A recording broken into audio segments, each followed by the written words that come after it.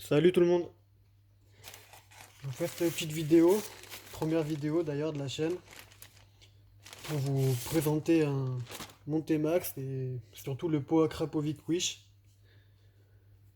Donc le voici. Je suis pas un adepte vraiment d'Akrapovic, mais on dirait vraiment une belle copie. Pour les connaisseurs, je vous le montre d'un peu plus près.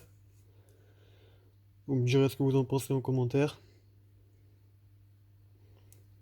Donc là la petite chicane, hein, qu'on peut enlever avec la vis dessous.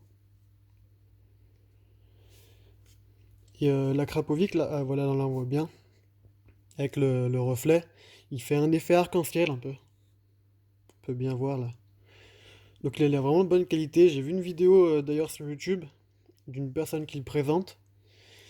Et si je dis pas de bêtises, il dit qu'il a fait 20 000 km à peu près dans l'année, quelque chose comme ça. Il l'a même carrément démonté lui pour vérifier la laine de verre à l'intérieur. Et elle paraissait en super bon état. Donc voilà, ça a l'air d'être de la bonne cam. Et je vais vous présenter mon petit projet là que je suis en train de faire. J'ai un T-Max 530 d'abord de 2018. Pas un DX, pas un SX, le modèle basique. Et que j'ai voulu m'acheter une ligne Terminioni ou Akrapovic. Mais les prix c'est ahurissant quoi. Même sur le bon coin, vraiment au bas mot, les moins chères, elles sont dans les 500 euros. Donc ce que j'ai fait, c'est que moi j'ai racheté une ligne d'origine que j'ai trouvée sur le bon coin. Je l'ai acheté 30 euros parce qu'elle était accidentée. Le silencieux était mort. Mais moi je m'en foutais vu que je l'ai découpé un peu avant le silencieux. Là je viens tout juste de la repeindre en noir mat. Donc le rendu de la vidéo il a l'air pas trop mauvais là. On voit plutôt bien, je crois, du moins. Je vais vous montrer le silencieux, il est juste là. Donc je l'ai découpé il y a quelques temps. Bon c'est pas propre, hein. J'ai fait ça à la scie à métaux avec une lame, je pense qu'il a toujours été dessus. Donc là vous voyez il était mort, hein. Moi je l'ai acheté 30 euros. Bon voilà. Une petite bombe de peinture, une petite bombe de peinture de chez Action. Donc qui résiste à maximum 800 degrés. Je pense que ça suffit amplement pour un pot d'échappement.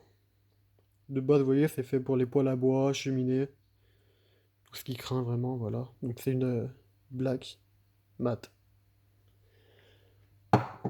Donc ouais, quand j'ai acheté le pot Wish, j'ai oublié de vous dire, il y avait tout ce qu'il fallait, hein. Le collier avec le caoutchouc pour pas l'oreiller, les ressorts, vis, je pense pour faire tenir la suspension.